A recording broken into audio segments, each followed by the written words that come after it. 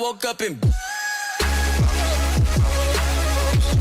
Welcome, everybody, to another edition of Fantasy Football Dynasty. We're going to hear and give you all the best fantasy advice we possibly can give you. And once again, I am joined here with my gurus, but some of my gurus have had a real tough day, so one of them had to move. So I will let him tell you a little bit about that. So, Jerel, what's going on, man? I see the boxes in the back, homie. Hey, guys. Yeah, Jerel here, broadcasting from Bethlehem, Pennsylvania. Just made the big move, got married on Thursday, moved up the last couple of days. So, yeah, obviously you can see I'm kind of getting things unpacked, but it's getting there. All right. Are you from Bethlehem or that area, or? No, I grew up in Athens, Georgia. I'm up here. My wife got a job at Moravian College. Okay, because I went to Penn State, so I'm very familiar with Bethlehem, Georgia. I actually have friends that live in Bethlehem, Georgia. So that's why when you said it, I was like, oh, okay. That's what's up. Just FYI, it's nothing to do up there but drink, and it gets cold, so drink more. Hey. Cody, what's going on with you, man? And, same old thing, still here in Athens, man. Okay, I see you. Look, Cody, everybody now, you can see Cody's face. I get all the comments and be like, oh, your man got to get better lighting. So, I've been working on it, I promise. So he looks good there. So, yeah, we're going to jump into this fantasy football thing. But in some fantasy news that I thought was very important, I don't know if you guys saw the Instagram video of Lamar Jackson throwing to Hollywood Brown. Did you guys happen to check that out? Oh, yeah, I noticed it. I just caught it. So who's vetting their Instagram stuff? Because if I'm a quarterback that's known for being inaccurate, I'm not going to show anything throwing against air with throws being late, throws being behind my receiver, deep routes, my receiver slowing down. Like, I'm going to make sure that thing is chopped up so that it looks – I don't care if I got to be like, hey, just stand there and catch the ball like this.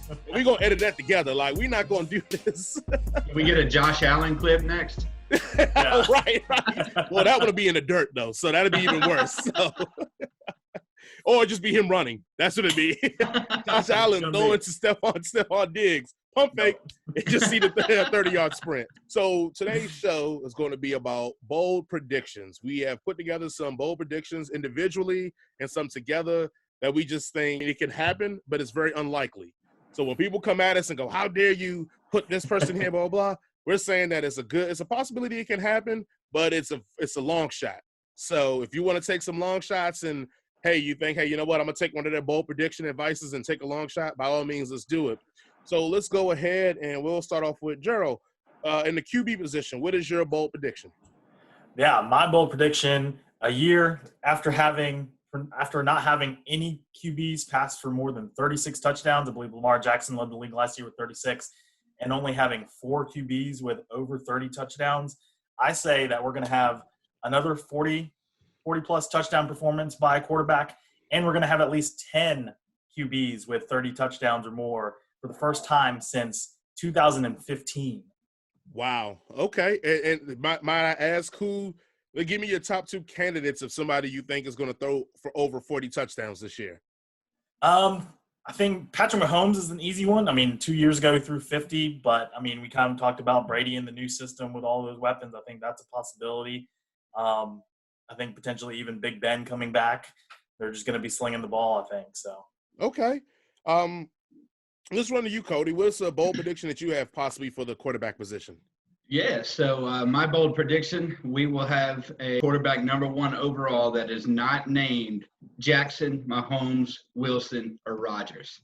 I know people are going to be looking for specifics. I got a couple of candidates that I have up there. Before we jump in that too, so you're saying number 1 quarterbacks, you're saying that Aaron Rodgers will not be. You're saying that Russell Wilson will not be. Yep. You think that Patrick Mahomes will not be. That's and right. that Lamar Jackson will not be. That's exactly correct. And those were the QB ones from the last 4 years. Yep, okay. Yep. And then Cam Newton in 2015, but we know he's not going to be QB. Right. He doesn't have a job. And then after the Instagram video, I could definitely see Lamar Jackson will not be probably. So you did say that you did have 2 guys already that you think pegged that could possibly take over that number 1 seat. I think Tom Brady can do it, but I think Dak Prescott's going to be the top quarterback this year. Prescott, it has it all. He is averaging just over 5 touchdowns a year on the ground, 305 rushing yards per season as well. So that right there is going to, in my mind, put him up there a little bit. And he's also got the weapons. He's got Amari Cooper, Michael Gallup, and now newly added CeeDee Lamb. I think Dak Prescott's really got everything around him, plus new coach McCarthy, who we all know what McCarthy likes to do, getting the ball around. All right. I mean, I like it. I mean, it's a contract year for Dak. But Jerry Jones is not like, oh, Dak finished number 1 in fantasy? Sign him. Like, I know, but we're going to say that the numbers would have to be fitting and blow everybody out of the water for him to get that Exactly spot. right. So, but I feel like the only way Dak hits that is if it's similar to last year where the Cowboys are out of contention early and he's just garbage timing it up. My bold prediction, I'm going to treat it like, the NFL draft. So, my bold prediction. And I knew something was coming. My bold prediction is I have Jimmy Garoppolo finishing as a top 5 QB at the end of this year. So I know before everybody grimaces and looks at me crazy, the biggest reason I have him with that top 5 finish is I looked at quarterbacks under Kyle Shanahan who have played 1 full season with them and then played their second full season with them, how it works. So remember, Jimmy Garoppolo, his first season came in a trade. He only played 5-6 games there. The second season, he only played 3 before injury. So last year was his first full season in that system where he played all the games. And so this year will be his second full season playing all the games if he stays healthy. So I went back to 2008. Matt Schaub was quarterback 20. Last year, Garoppolo was quarterback 14. Matt Schwab's second year, he was quarterback number 4. 2010, he had McNabb, and in 2011, he had Rex Grossman, so no repeat quarterbacks there. 2012, he had RG3, which he did have a repeat on that, but remember, RG3 came off an injury in 2013. In 2013, RG3 finished number 18, which would have been his second year, but he was coming off an injury and only played 13 games. So if he would have played a full 16, he would have ended up around QB 10. But with a guy like that who gets a lot of his yards on the ground, that injury, it was more serious than we let on. I mean, you can make an argument. RG3 has never been the same quarterback since that injury. So the other one I want to look at, he only had 1 year as the OC for the Browns, so we could throw that out. But the last one I want to look at, which I think is more comparable for Garoppolo, is Matt Ryan. Matt Ryan's first year with Kyle Shanahan, he was QB number 19. His second full year with them, he was QB number 2. And people remember that was the MVP year, and they went to the Super Bowl. So for me, I think this is Garoppolo's step-up year. They went and got him another receiver. We know about the amazing running backs he has behind him. We know about George Kittle. We know about Deebo Samuels. So my biggest thing is I think this year he should have the lead. Also, I think if he has any of that pedigree of Brady, where everybody's been dogging Garoppolo for the Super Bowl and the Niners went there without his help and he just was a piece, this guy should be training like a madman to be the best quarterback probably in the history of man. So my huge, big, bold prediction is I have my man, Jimmy G. Top 5, baby, coming to you. So, Jason, let me ask before we move on, who's your team again? Oh, I'm a Niners, man. Look, come on, bro. I had to put it on like I was about to shake Goodell's hand with this hat on, bro. Hold on, sorry, social distancing. I'd have gave him the pound, What is your bold prediction about some of the running back position? Man, I'm all about offense. So only 5 players finished last year with 100 receptions, but I think multiple running backs actually finished with 100-plus receptions this year.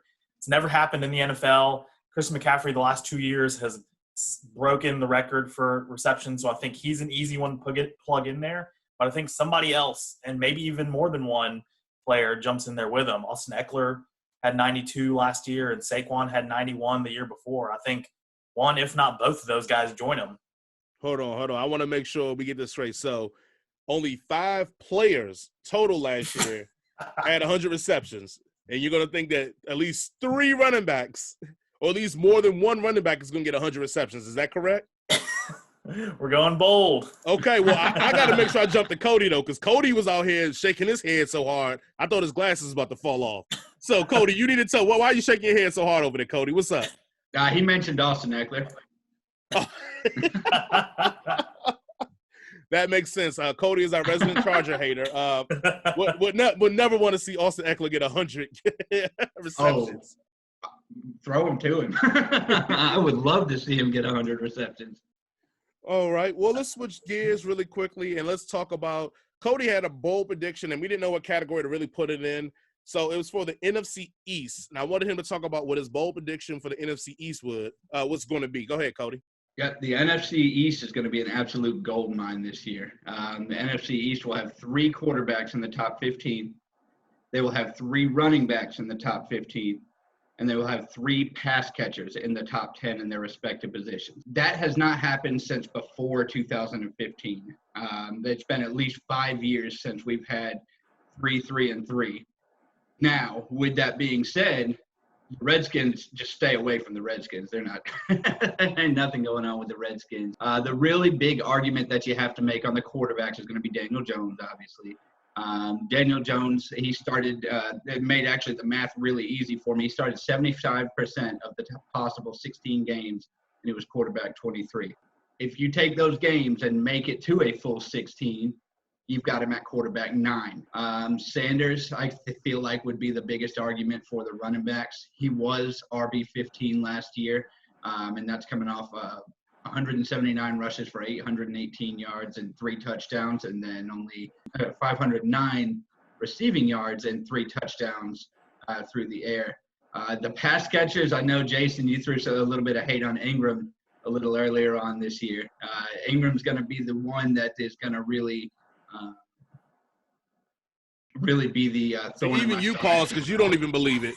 You don't believe that trash bag player is going to be in the top 10 at tight ends. You had to stop for a second and go, hold on. Did I really say Ingram?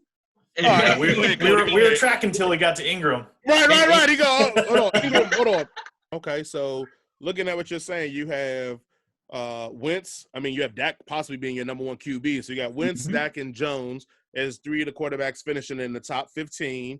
We can make an argument they're probably going to finish top 10 if it all plays out correct for them all. Then at running backs, you have Sanders, Zeke, and Saquon, which I think nobody's going to argue their top 15 finish. And then when you get to your pass catchers, you have Ingram. Who else did you have?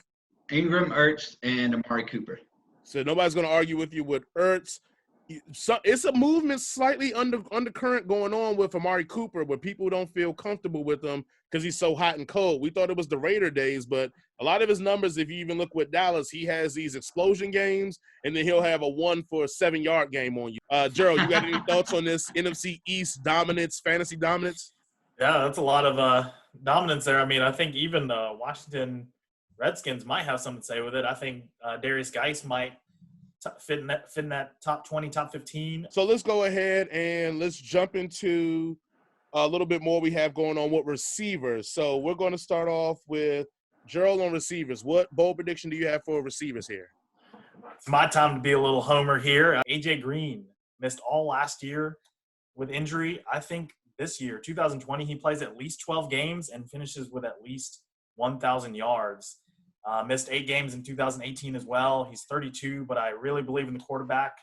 2017 was the last year that he played at least 12 games and finished with 1,000 yards. I think he makes a comeback this year. All right, and who's your number 2 guy that you had as the bold prediction at receiver?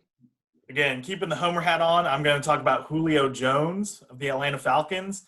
I think for only the second time in his career, he's going to have double-digit touchdowns, and he's going to lead all pass catchers in fantasy points scored. I have him wide receiver number 1. And I like the Julio one. I definitely think Julio is he's got that potential.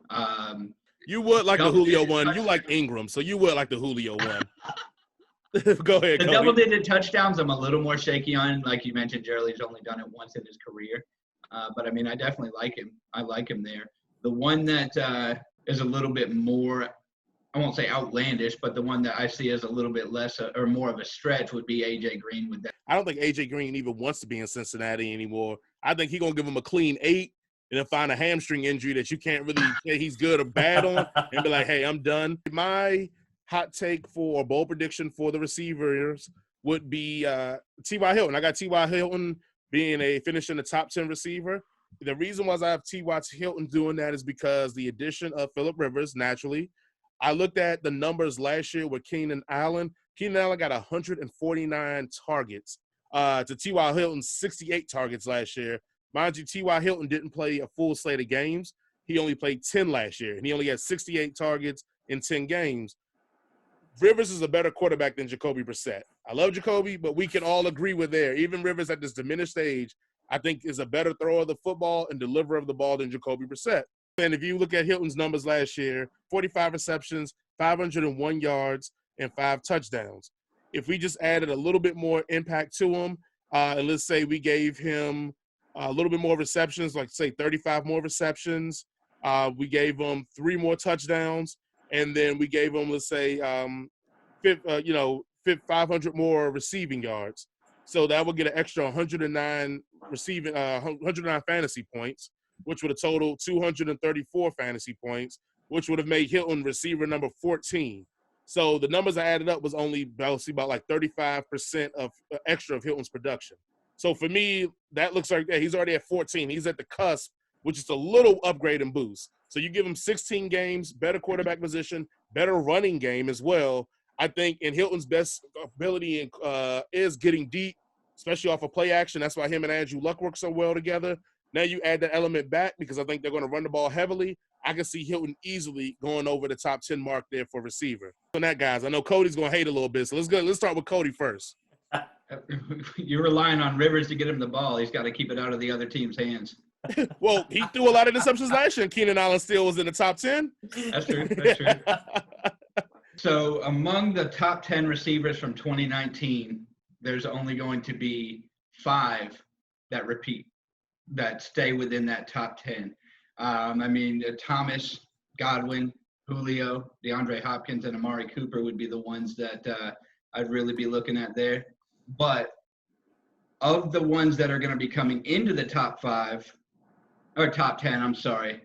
Devontae Parker is going to be a top 5 receiver next year in fantasy. Devontae Parker really started to break out week 11 on last year. If you take his week 11 to week 17, he's wide receiver 2. He averaged 104.7 yards on 5.5 receptions and just under a touchdown a game. Again, but you take that over the course of a year, and Devontae Parker really showed last year at the end of the year that he's going to break out. I say Devontae Parker is going to be a top 5 receiver this year. Mm-hmm. You're saying that, I guess, Cooper Kupp, Keenan Allen, Julian Edelman, Allen Robinson, and Kenny Golladay are going to take a step back. Yep. Right? All right. And then you're saying the biggest person that you got stepping forward is Devontae Parker. Yeah. It's only 6 spots to move up to get him there. He did finish as wide receiver 11 last year. But I do see Devontae Parker, assuming Rosen never sees the field, Devontae Parker is going to be a top 5 wide receiver. So I just want to make sure I got that clear for everybody, that's listening, because Devontae Parker is the living testament of every year this is going to be the year.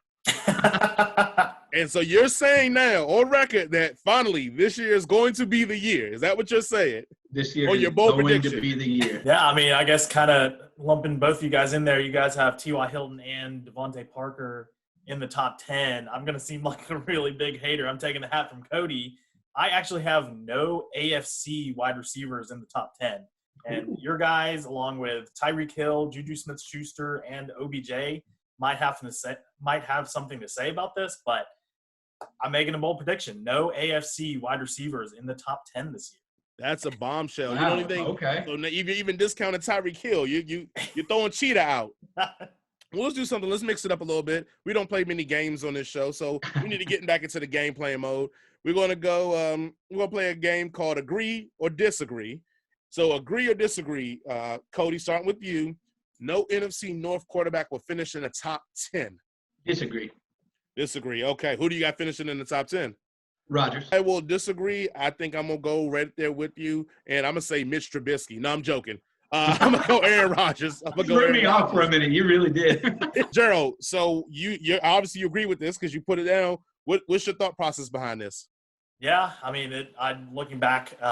There hasn't been a year since 2005, since Aaron Rodgers' rookie year, that we haven't had an NFC North quarterback in the top 10. And a lot of years we've had multiple with Aaron Rodgers and Matthew Stafford. I saw a couple of John Kitnas for the Lions years. So it's been a while, but I talked about Aaron Rodgers taking a step back outside of the top 10, and I don't think even with Stafford coming back healthy that we're going to have any NFC North quarterbacks in the top 10. There will be 2 NFC West quarterbacks in the top 5. Cody, agree or disagree? Disagree. Disagree. Okay. I do see Wilson making top 5. Okay. Just not the other three in that division. Nope. Not the Well, other you know, three. I'm gonna have to agree with you, Jerel. Hey, 'cause I got Garoppolo and I got Wilson, so I'm gonna have to agree with you there. Go ahead, Jerel. What's your rationale? What do you think? Yeah, I think we all agree on Wilson. I mean, he's one of the best quarterbacks out there, so he's definitely top 5. And I think it's Kyler Murray actually that takes a step up into that top 5. He finished QB8 last year, and you add one of the best receivers in the game, and I think you got top 5 right there. All right. Well, I'll take pity on you that you didn't join me with Garoppolo, but it's all right. We can differ there. So, Cody, will be 5 NFC South receivers in the top 10. Cody, agree or disagree? I am going to disagree. I can see 4 of them, but I'm Okay. going to disagree on 5. Name your 4. Godwin, Evans, Thomas, Julio. Okay. I'm going to agree because I got Godwin, Evans, Thomas, Julio, and I got, you know how I'm going with Calvin Ridley. So I think I'm right there with you, Jerel. Jerel, who do you got? Who? Yeah, I mean, that'd be a big jump for Calvin Ridley, but I could see it. My thought was actually DJ Moore in the top 15 last year, and he finished in the top 10 in all your categories, receptions, targets, and yards. He Finished that high with Kyle Allen as quarterback, guys. Hey, you know what? That's an amazing point. That is amazing. All right, I'm going to go ahead and say I agree. I'm just playing. Yeah, I forgot you're high on DJ Moore this year, Cody. You told us you're super high on him. So just don't think top 10 though. No, not top 10. I don't think. Okay. And what was he last year again, Jerel? DJ was 12. So then how can you be super high on him if he's 12? And would you think he's gonna be 11? Was he 12? I didn't know he was 12 last year. I'll be truthful. Okay, so I guess I host this show with one fantasy guru now, not 2. Sorry, I was mistaken. He was 16, so it is. Okay. It is a little bit of a jump. He was 16. Okay. I'll cut you. My bad. I'll take that back. We're still at 2 gurus. So the last year was the first year, last 4 to 5 years, that no rookie running back finished in the top 15. Now, agree or disagree if the streak continues. Jerel, do you think the streak continues? No, I think it gets broken and we get back to having a rookie running back in the top 15. I think we're all in agreement that Clyde Edwards-Helaire is in a great position with the Kansas City Chiefs. I'm going to agree. I'm agree that the streak continues. Excuse me. And the reason why I feel that way is that, again, I still think Damian Williams is going to have a solid role in that. I can see late game situations. Damian Williams will be in the game for ball security because I assume they're going to be up. Cody, what made you pose it? What's your bold prediction on that? I mentioned this an episode or 2 ago. You don't draft a running back in the first round just to let him kind of take a back seat. I think he's going to come in. He's going to overtake Damian Williams and a very serviceable back in the first year within that top 15. I don't think Damian Williams is going to take too much from him. Okay. So then you're saying that you think that the streak will be broken. It will go back to what the normal then. Is that what you're saying? Will be broken. Top 10. Oh. Cody, we'll let you back out of that, Cody. Top 15 pre-production. There's the bold prediction. I know. So you got Edwards-Helaire finishing in the top 10. Is that what you really want to go? Come on, Cody. Give it to us. We talked top 15 in pre-production. The more I thought about it, that as high-powered as that offense is, I'm going to say top 10. Man, Joe, any thoughts? Is Cody being too crazy or is he jumping off a ledge here? Man, hopefully there's no Super Bowl hangover there because now we're talking about potentially the top QB in Mahomes, top wide receiver in Hill, top tight end in Kelsey, and now you're throwing in a top 10 rookie running back.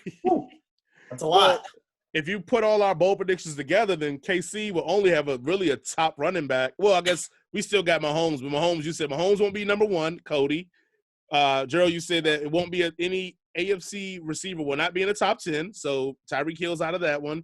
But then Cody's saying, hey, Edwards-Helaire will be in the top 10 at running back. So does Kansas City just turn into a run-first team? I was about to say that the way our predictions line up, he's going to be number 1, I guess. right. Again, guys, thank you all for listening to the show. Like always and every week, if you want some extra content, we will have some extra content on our Instagram, which is FF Dynasty 1, on our Twitter, which is FF Dynasty 1. Please, if you're already checking out this show, if you're on YouTube under Straight From The Hip checking out this show, please remember to go and follow us and give us a like and maybe watch a little bit of the show on Facebook under Fantasy Football Dynasty.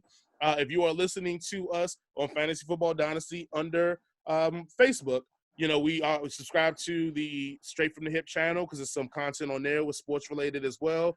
And the last thing, like I said, I always forget to shout out our DSP, digital service providers. We are on Spotify, Apple Podcasts, Google Podcasts, Anchor, under Straight from the Hip. So it won't be under Fantasy Football Dynasty. It will be under Straight from the Hip. But we're going to create a channel just for Fantasy Football Dynasty very soon. And so we'll just have everything compacted for you that way as well. So, but until now, just do a little jumping around for us. But don't forget to share, like, subscribe, follow, hit the bell, do the dance, turn around, drop it like it's hot. Do it all for us. Just do it all for us. Leave comments. But that'll end our show. Guys, anything you guys want to close with? Thank you guys so much for listening. Enjoy it every week. Yeah. Thanks, guys. All right, we're out of here. I'm no good at goodbyes. We're both acting insane, but you're stubborn to change. Now I'm drinking again.